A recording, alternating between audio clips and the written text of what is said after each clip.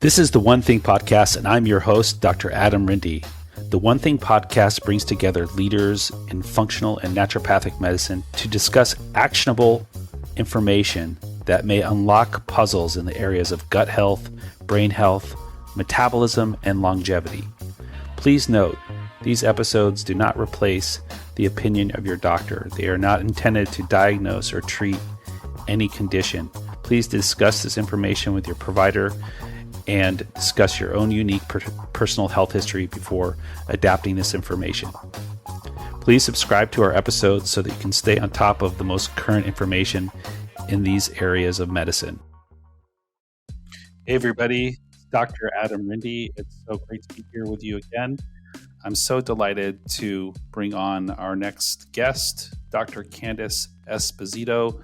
She is someone who inspired me in the first place to do a podcast way back 10 years ago when I first heard her podcast, The Calm Living Blueprint.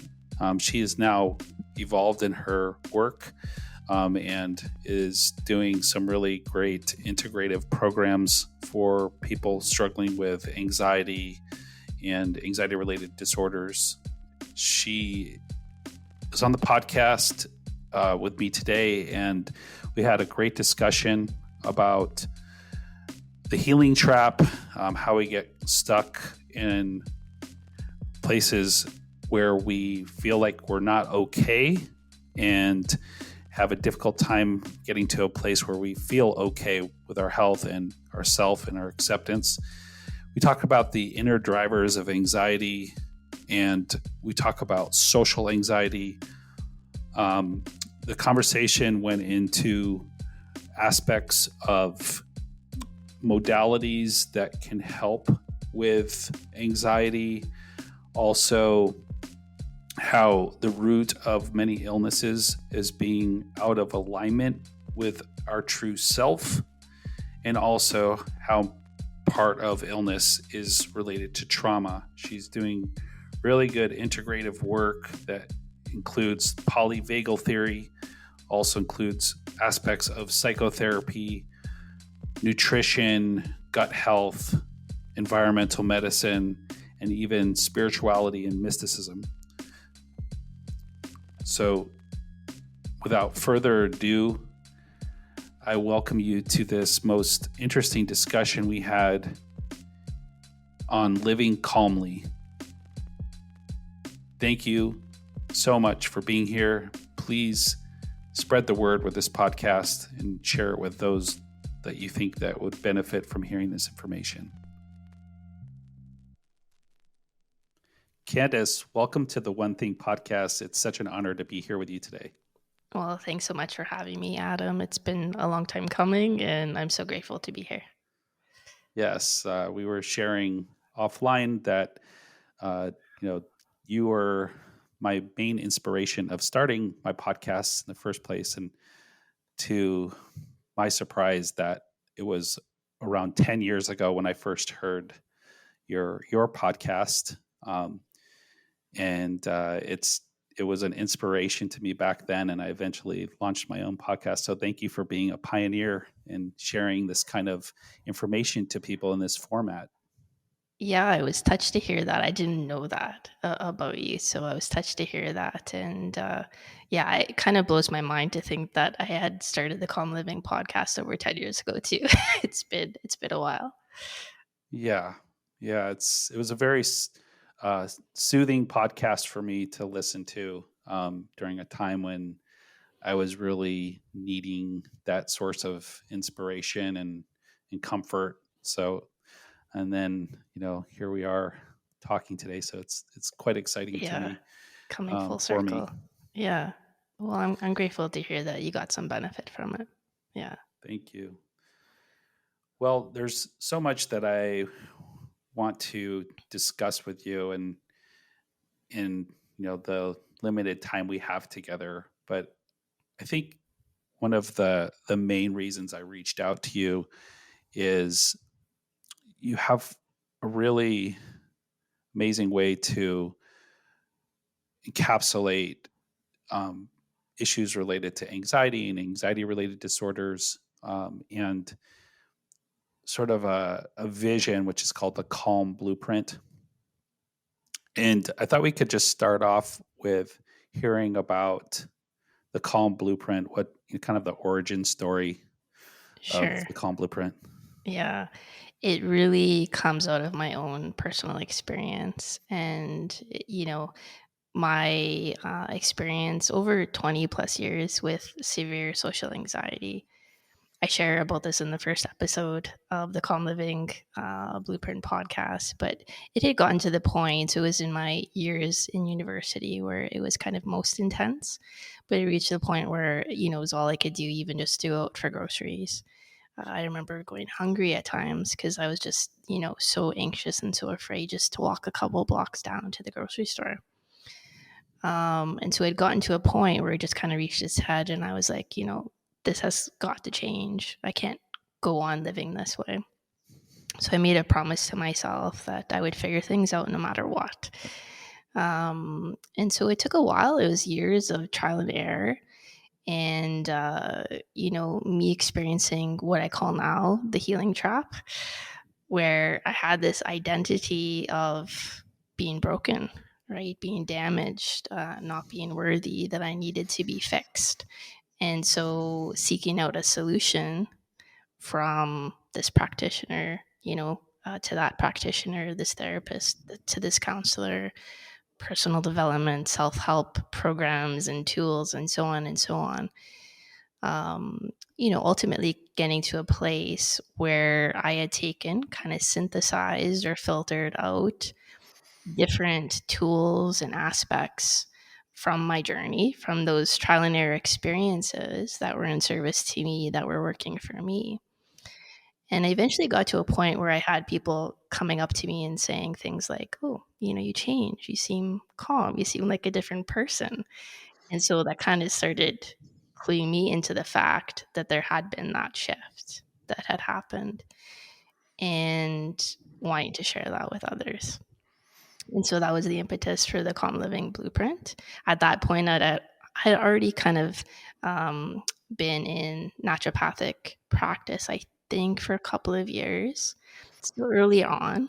Um, but then my desire to want to help others kind of superseded, I guess, my fear of putting myself out there in terms of a podcast, which was good. But I still remember that anxiety before hitting that publish button. Yeah. Yeah. And your format was essentially you sharing teachings and like Yeah. um, insights and inspirations. Um, and where has it evolved to today? Like how does the Calm Blueprint play a role in the things that you're focused on today? Yeah. It was interesting because I, recently launched what I called the Calm Living online retreat, a retreat from anxiety. And so, in preparation for launching that retreat, I had returned to the material that I had put together for the Calm Living Blueprint way back when. And I had created this manifesto. The title was From Fear to Dare. And the first line was, "I am not broken. I don't need to be fixed." Mm. And I was like, wow, like that's basically the message that I'm really passionate about communicating now in the work that I'm doing with others, that it just like intuitively has been coming up again and again more recently. And I just thought that was, just serendipitous, or whatever word you want to use there, that I felt like I had come full circle from that being kind of the central premise of the Calm Living Blueprint.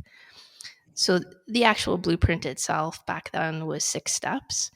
A lot of the aspects, or kind of the tools, were taken from acceptance and commitment therapy, which was Hmm. one of the key tools that I had utilized myself.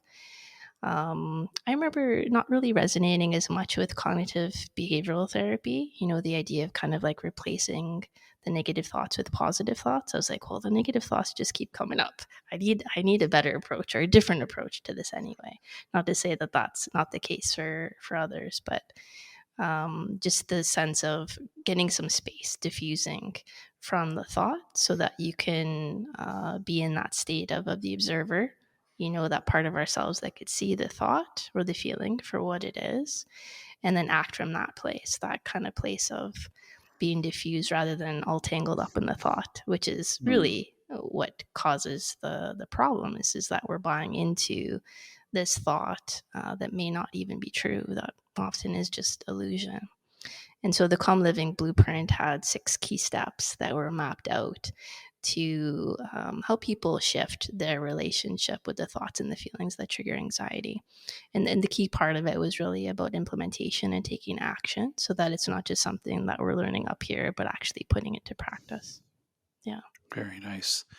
So uh, the therapeutic modality, that you were drawn to, so it sounds like it had kind of an influence on your current work.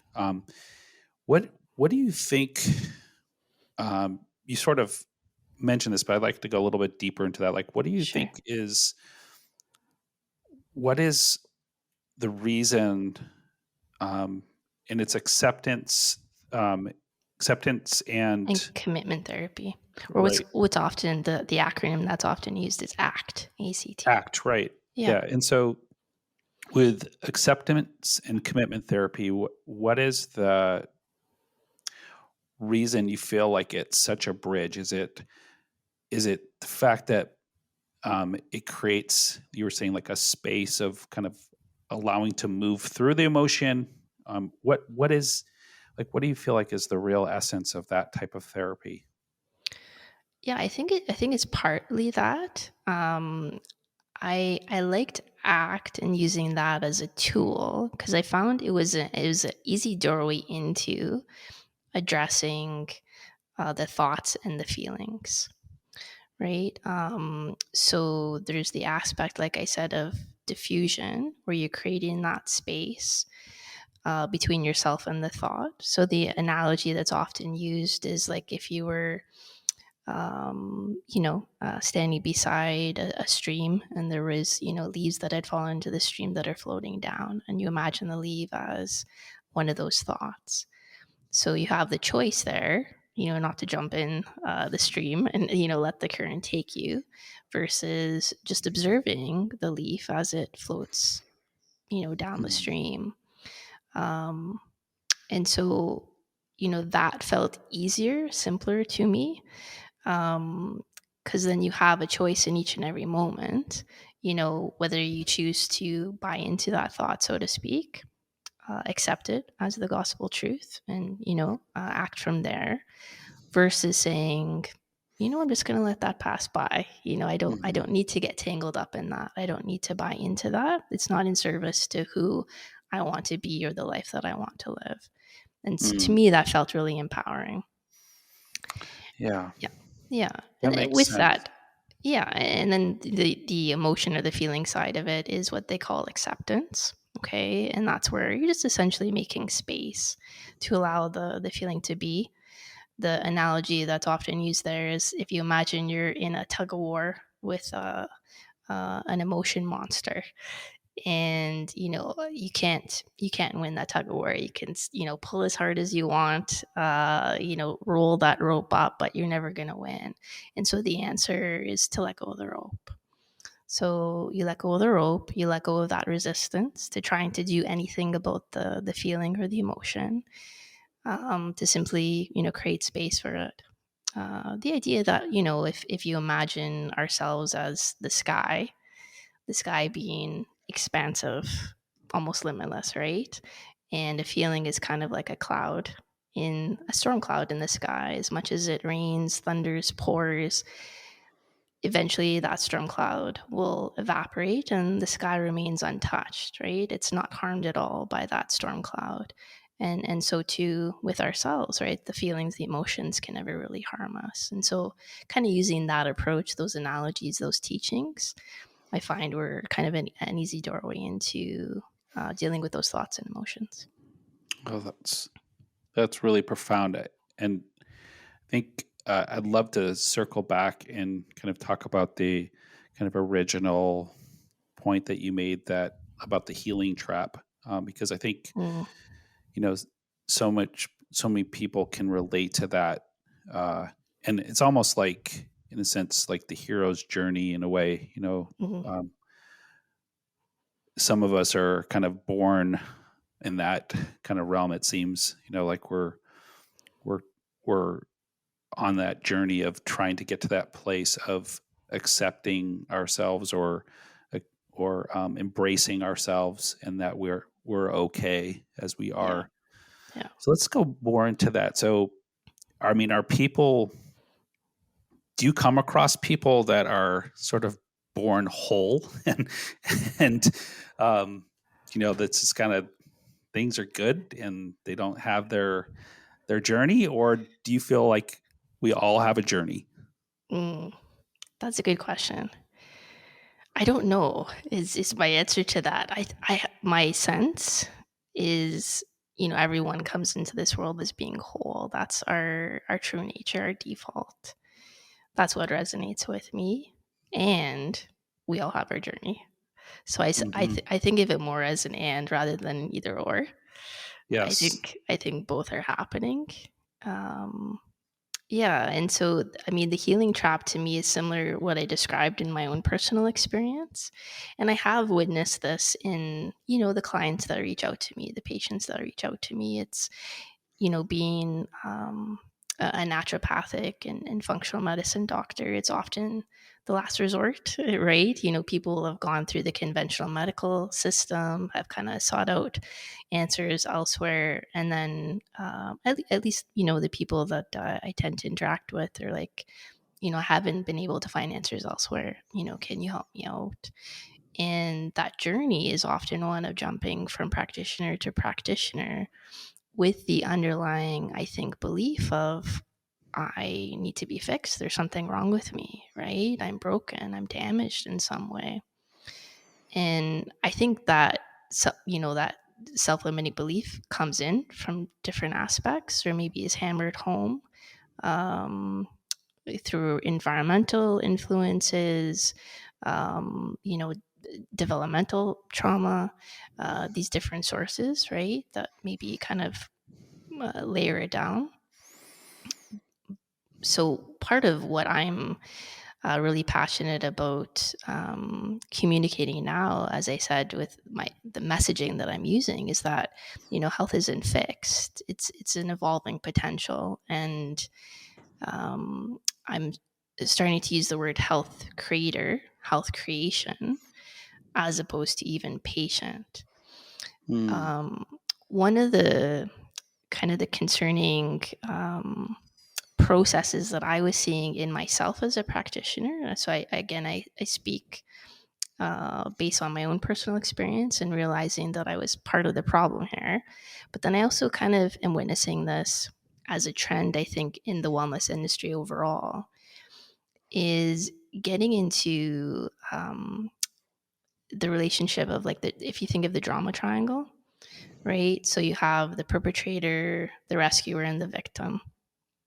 And so if we apply this to health and people's experience, so you have someone with debilitating symptoms, say exhaustion, fatigue, anxiety, depression, chronic pain, what have you, that's having a large impact on their day-to-day life, right? Really influencing all aspects of their life.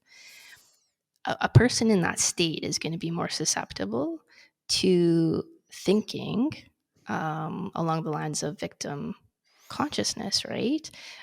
Those thoughts that I just mentioned, I am broken, I need to be fixed. They're more Mhm. susceptible to those types of thoughts.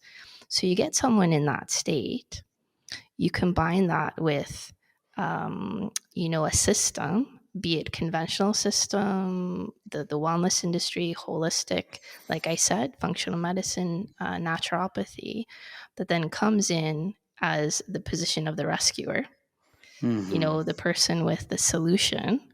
Mhm. Um, but the concern with that is that it's still disempowering, Mhm. right? Because I saw myself as acting as the gatekeeper, right? I'm the one with the access to the functional medicine testing or the Mhm. special professional line supplements that you're needing.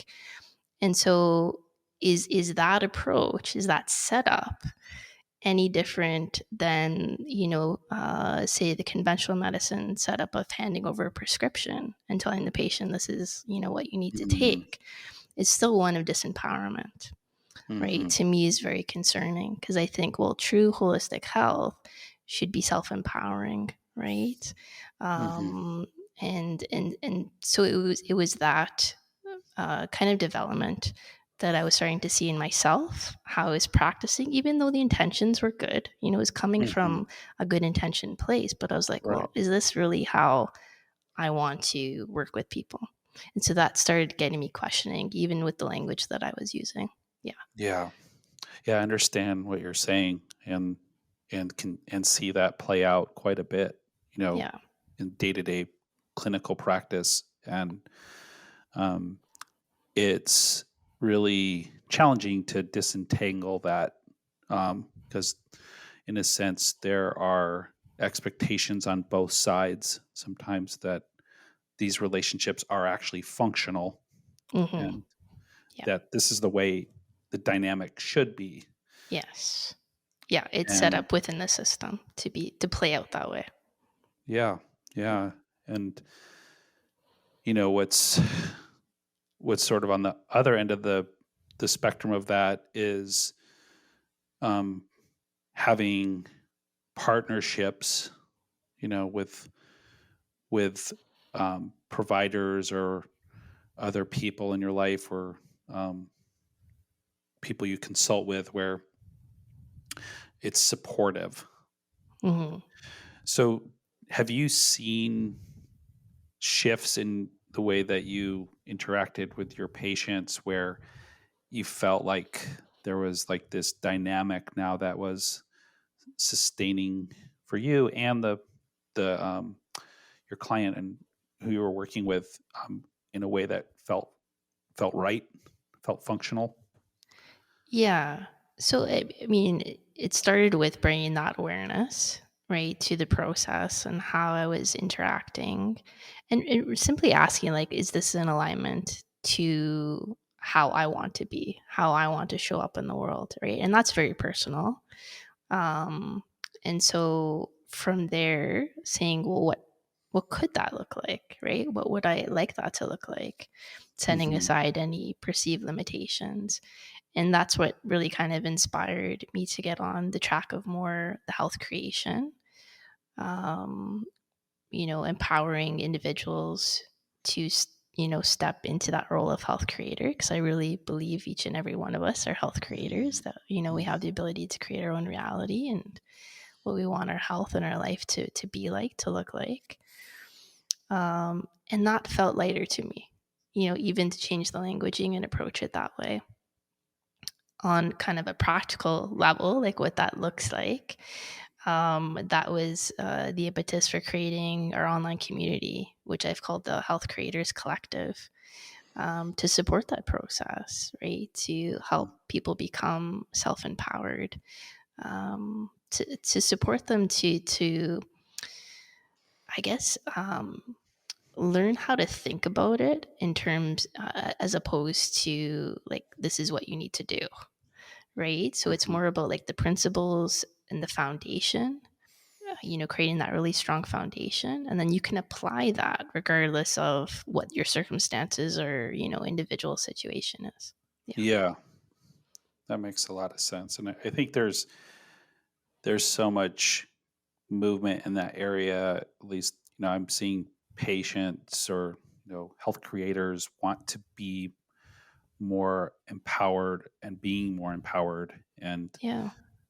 doing their own research, and um, coming with questions that feel like they're honoring themselves and taking a big part in their health. So I do think it's um, it's happening. I also just want to frame some of this is that there are situations, where if you have a deep trust with someone and you're in a state of overwhelm, and you can't detach from your own health, your own situation, where you might trust in someone to say, I need you to guide me. Mhm.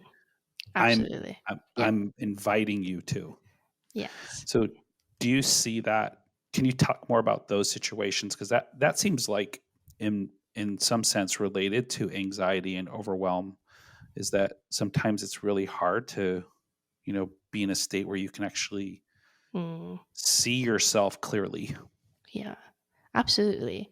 Yeah, and I think that's why, it needs to be kind of customized or personalized, for each individual. Um, if someone is in that state or I'm observing that, probably the first thing I would do is simply to ask permission, right? So I'm sensing this. Is it okay if I kind of, so you're coming at it more, I guess, as a consultant, right? You're providing some answers or simply saying, if I was you, this is what I would be doing, right? Rather Yeah. than say maybe more from the coaching aspect of trying to support them to come to that answer themselves, right? I kind of Mhm. see that as maybe the differentiation.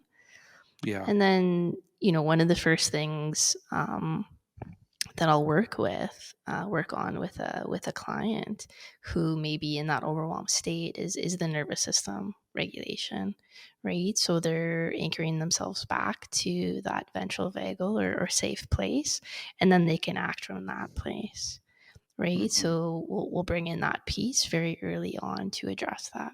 Yeah. Mhm.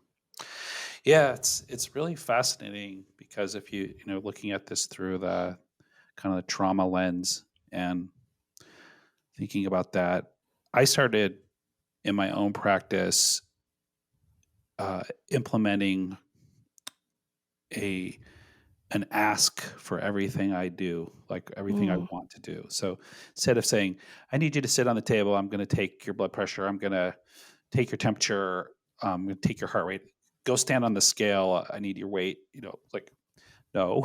yes. Yeah. May I take your blood pressure? Is it Yeah. okay if I look inside your mouth? Is it okay if I examine your lymph nodes? Yes. Yeah. Every little step of the way, when there's that consent and that permission and that, like, yes, you can. Yes, I'm okay with it. Yes. Yeah. Those micro moments are really profound, and I've noticed the connection and trust between me and the the people that come to see me for health advice or health, consultations, has really gone up, and I feel better about the interaction because it feels more aligned with my values. Yeah. Yeah. Beautiful. I think so too. And I think probably what you're doing as a result of that is creating a safe place, right? You're creating that Mhm. co-regulation, which speaks to the therapeutic benefit that they're receiving simply from the relationship with you. Yeah. Yeah, and I think in the world outside of a clinical room, even how we interact with other people about their health problems or what they're going through and their other problems, it's like, okay, so if someone is going through a hard time and then you bombard them with advice, Hmm. without them wanting it, Yeah. it can create a similar type of dynamic, right? Yeah. Yeah. It's not going to land, or it could create further anxiety and overwhelm. Yeah. Absolutely. Yeah. And I think it's usually coming from a good place. So I think, if someone is listening to this and they're like, oh, I did that yesterday. um, Yeah, the you know, intention behind it is usually one. Yeah, it's yeah, coming from a good place, like you said. it's either I don't want to feel the discomfort that I'm experiencing from the other person, or I don't want them to feel the discomfort. Right. Yeah, And the yeah, advice is kind of like a way of getting an uncomfortable emotion to leave the room or yeah, attempt to. yeah. And that probably speaks to our own work, right? Like I think of becoming trauma informed myself. The process there, it came from personal experience. My own trauma experience, needing to do that work and regulate my own nervous system, and yeah, then being able to be in a place where I get it, because I've had that experience myself. And I think, yeah, like you said, just creating that place where then they feel safe and okay to be vulnerable themselves. Hmm. Yeah. I heard a really profound quote. I wish I would have wrote it down. Yes, it was yesterday. Mm, Um, I wish I would have wrote down who said it, but I can probably find that somewhere. Is that we are who we truly are when we're silent, mm, and when we speak, we're being something we're trying to yeah, create.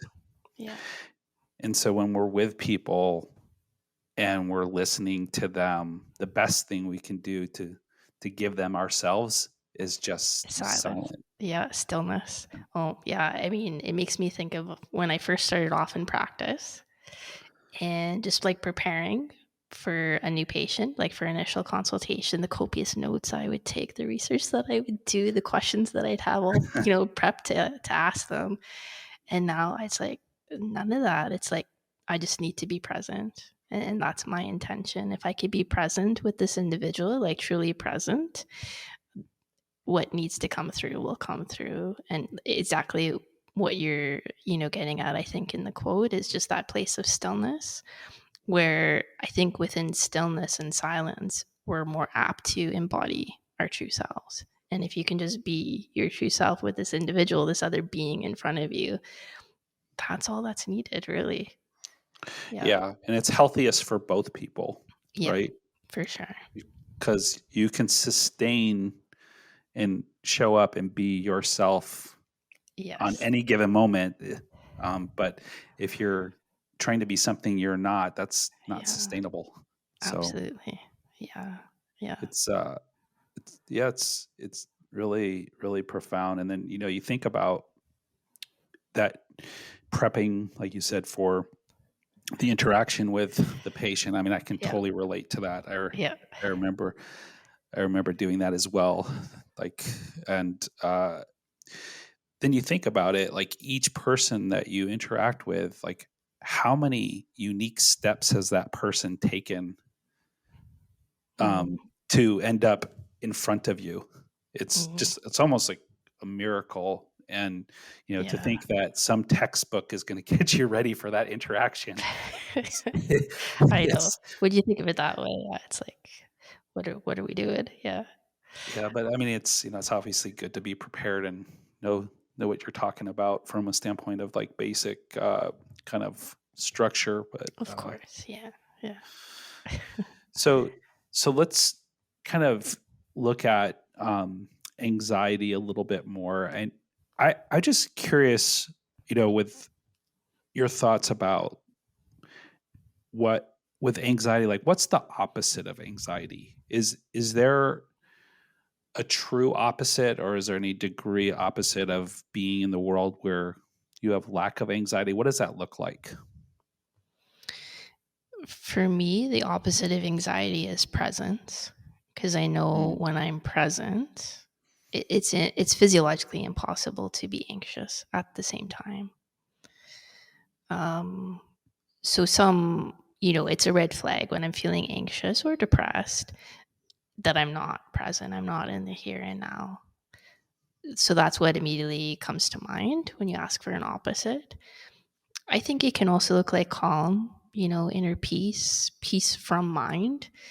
We talk about peace of mind, but I think probably the more accurate way to say it is peace from mind, right? Peace from that hamster wheel, that constant chatter, what I often call Brian. Thanks, Brian, for that thought. uh-huh. um, yeah, to me, that would be the opposite, or kind of maybe the other side of the spectrum of anxiety. Yeah. I love that. Yeah. So I think like presence um, also has elements of like trust and, Mm, faith. that faith. Yeah. Faith. Mm, And, that you have what you need right now, right here to deal with yeah. what's in front of you. And this is what matters. Yeah. Exactly. I'm And, okay in this moment. Hmm. And anxiety has sort of a benefit too, right? So a lot of people, go pretty far in careers and professions because they're anxious. Mm. Can you talk about that? Yeah. Yeah. I mean, there's lots of situations, and I think my own experience is an example of this, of, high functioning anxiety, or even high functioning depression, where on the outside you can appear calm, collected, kind of having it all together, your emotions in check. And so it's not perceived as being a state of dysregulation, but it can be as dysregulated as, say, someone who is more that highly reactive state, right? And maybe manifesting differently on the Mhm. inside. There's dysregulation happening. um and so, I think people are fed, those notions. You can kind of get away with it in large part in society, if you have that high functioning state of Mhm. anxiety that you're in, or that it's not manifesting as being highly reactive, right? It's not going to be noticeable. I mean, I flew through school in that state, and no one ever asked me what's wrong, or how are you feeling, or is there something that needs to be done about this, right? Totally under the radar. So I think that's probably one aspect. And then the other is fear of the other side, right? Like, that's what's known, that's what feels comfortable. What's on the other side of that? What would that look like? What would that feel like? And so there's, I think, a fear component that plays a role Mhm. there too. Self identification, right? Self labeling, like we become identified with that anxiety. And like you said, a lot of people kind of climb the ladder, or get to these what's deemed as high places in society based on that as fuel, adrenaline, that's Mhm. driving them. That could be part of that anxiety process in their body. Yeah. Yeah. And, just to go into that a little bit further, I mean, there's employers that, know that there are certain people you can go to, for um, certain functions or projects or deadlines or, you know, uh, fact finding or problem solving. And their, kind of anxious nature might make them really shine in a particular role of, sort of like, uh, sort of perfectionism or what have you. And I think you can get rewarded to that, and then you become kind of the person that Mm, takes that is the go-to. I see that happening a lot with a lot of people I work with is because they're really suffering, mm. but their suffering is seen as a strength in So certain it's settings, rewarded. and it's a kind of a trap. Yeah. Um, Yeah. and I've actually had seen patients really have a tough time unwinding that and learning, just to say, I'm not going to be this person anymore. It's Mm, not healthy for me. yeah. Yeah, that's a tough thing to do. I mean, that's an act of courage in and of itself, because it's a shedding, a letting go of, right? It's like you're letting that identity or that part of yourself die off in order to shift into that healthier one. Yeah. Hmm. Hmm. So the social anxiety piece is sort of its own journey in itself. Um, and I think that's something I can personally relate to really well. And I've always thought of it being a very physiologic process, Hmm. where there's different types of anxiety. Social anxiety has a true physiologic piece, Would you say that? I would agree. Are you meaning like in terms of the experience, like the symptoms, the state that it Yeah. So, produces? Yeah. right. So it's, there's anxiety where, you can have excessive worry or, which is maybe called generalized anxiety disorder. Yep. Or, then there's obsessive compulsive subtypes and trauma subtypes. But like social anxiety, there's a physical change where you can have, heart rate changes, flushing of the Yes. skin. Yeah. And can you talk about that? Like how that kind of doubles down on that experience? Mm. Because Yeah. Well, there's a vicious cycle that develops where people then become anxious about the symptoms, right? They become anxious about sweating in public, perspiring in Mhm, public, their face flushing in public. So, at the core of social anxiety is fear of other people's judgment. And that seems mhm, to be compounded with those symptoms that are manifesting very outwardly, or what at least the person perceives as being, seen very outwardly. Yeah. Even though, say the next person may not be noticing their face flushing or that their hands are sweating. mhm. Yeah. Yeah, and as we're learning more about neurodiversity too, I think Hmm. there's a lot of emphasis discussed, especially in certain people with autism spectrum disorder that have social anxiety can be one of the main symptoms. Hmm. Have you come across that in your I kind of have. your experience? Yeah, I have. I would say, a good percentage of, especially the original clients that I worked with under that Calm Living umbrella, would have been considered, on the spectrum to varying degrees. So yeah, I would say that that is the case. It seems to be a strong overlap there. Hmm. Hmm.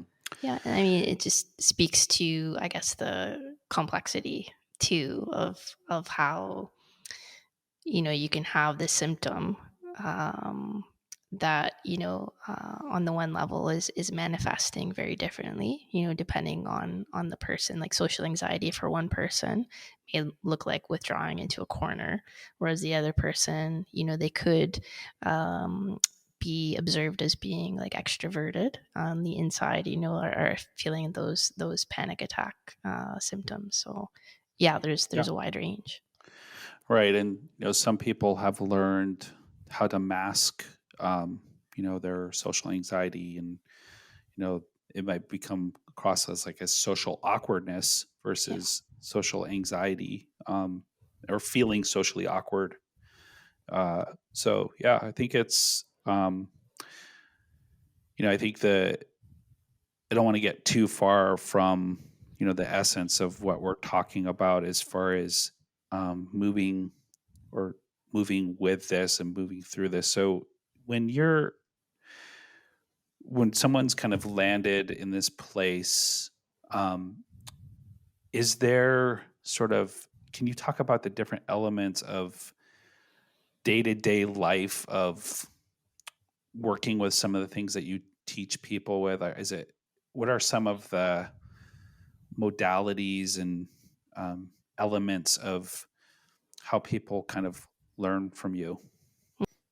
So it's a 9-step process that's kind of evolved from the original Calm Living Blueprint that I've now called Health Creation Blueprint. So the first step is always to bring in awareness and that self-reflection piece and figuring out the root causes. What are those root causes specifically for this individual, those imbalances that ultimately led to them having these concerns in the first place. In the people that I worked with, so it's been over 17 years of clinical practice now, and what I've noticed is that um, that you can really kind of pare the root causes down to a couple of things.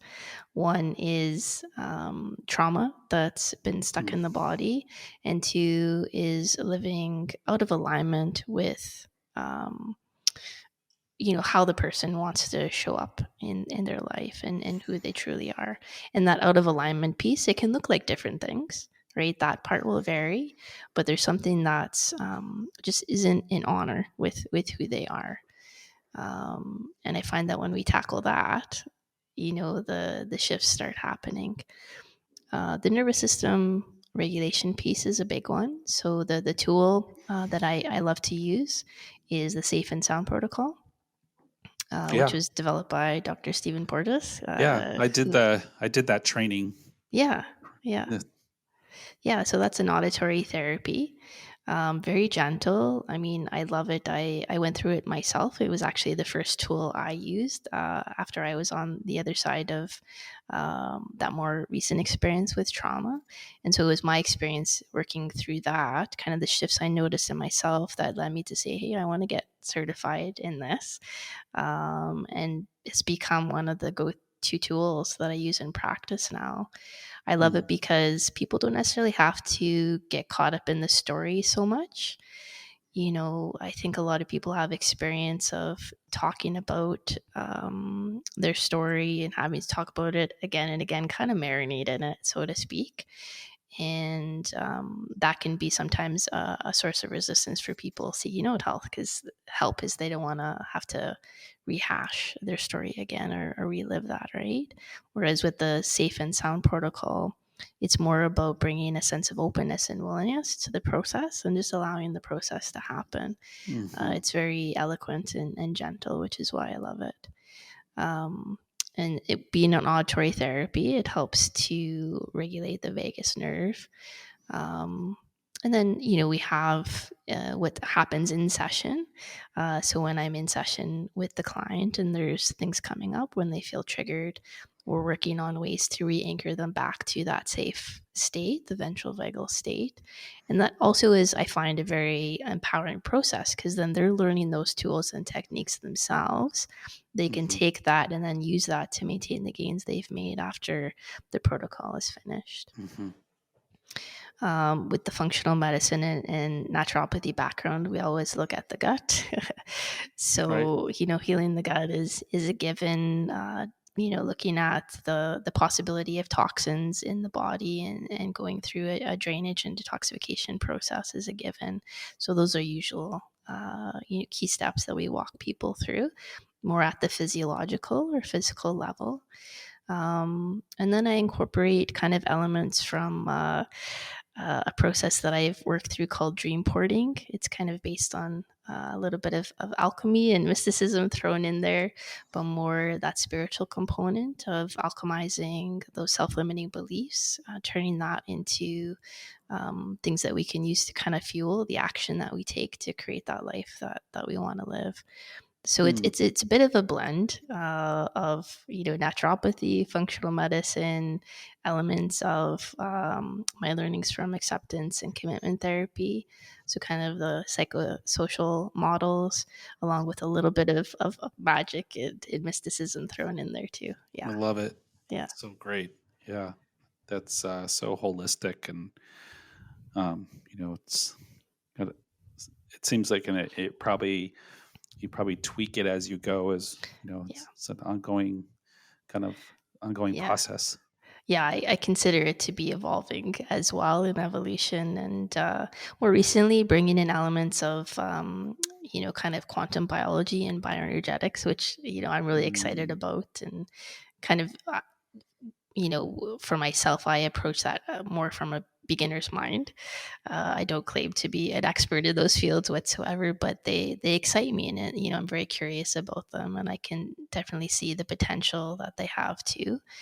um, the more I've kind of worked with clients, the more I'm kind of leaning towards the energetic piece too.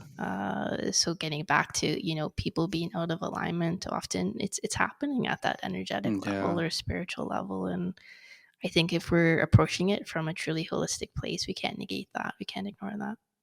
Hmm. Yeah. I'm smiling and nodding my head here because Yeah. the vagus nerve work like really put that piece together for me, as Mm, far as like that we're such energetic beings, yeah. and when our energy is right and we lead Yeah. with that, Yes. like so much happens that is just so nurturing and nourishing and makes life kind of juicy and fun. Yes. Everything seems to fall into place. Yeah. Like Flow state, flow. right? Yeah. Exactly. Exactly. Yeah, Like, it's so much of like you and I have been in practice for as similar time, and so like mm, so much of my growing up was like this whole like self-help mentality, like if you change this about yourself, then you yeah. can be this. Yes. It's like, okay, well, that created what we've, that kind of like the first thing you said in this conversation, that just sets you up with like, oh, Yep. I'm not okay. Exactly. And I This, think that's the trap that people can get into with personal development. And I know I did, being kind of like self-labeled high achiever, right? That idea of achieving an accomplishment, it sets you up to go down that track. And that's not necessarily going to be what brings health. mm-hmm. Well, great. Well, I'd love to sort of wrap up with just maybe some practical take home messages that you might want to leave the folks listening to this with, and then just hearing how people could get involved with your work and where they can find you. Sure.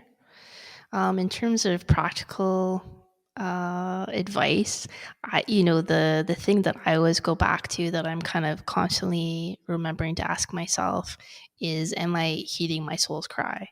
Like just that sense of where am I out of alignment, right? Or where may I not be honoring myself, right? And just looking at the different aspects of our life, because when you come to those answers, that informs then what the action needs to be. Mm. So I would probably leave with that. Um, and then in terms of connecting, yeah, I think the easiest thing is if people want to DM me one thing, then I'll know what Mm. that's related back to, and just to open up a conversation. So how can I help? How can I support you? Is there a free resource that I can send your way if you're interested in working together? What could that look like? What kind of plan could we put together? Excellent. That's so helpful. Well, thank you so much for being here. This was really enlightening, and just have such. I think the Stephen Porges' work has this concept called co-regulation. Of who you're sitting with, and sort of how you feel when you're with that person, and like you just have just such a natural gift to um, help others be balanced and to feel like moments of balance just being in your Mm. presence. So Oh, it's thank you. truly a gift, and I thank you for modeling that. Oh, thank you, Adam. Well, it's been an honor to be on the One Thing podcast. And again, thank you for asking me to be on. It's been a really great experience. You're welcome. Thank you so much for tuning in to this week's episode of the One Thing podcast. Please share these episodes with your friends, loved ones, colleagues, patients, healthcare providers, anyone who you feel might benefit from hearing these informative interviews. We tend to learn best from people sharing things with us. That's often the first time it's introduced. So don't hesitate if the content of these episodes reminded you of someone that might benefit from it. Forward the episode to them, and I'm sure they'll either appreciate it or be appreciative that you've thought of them.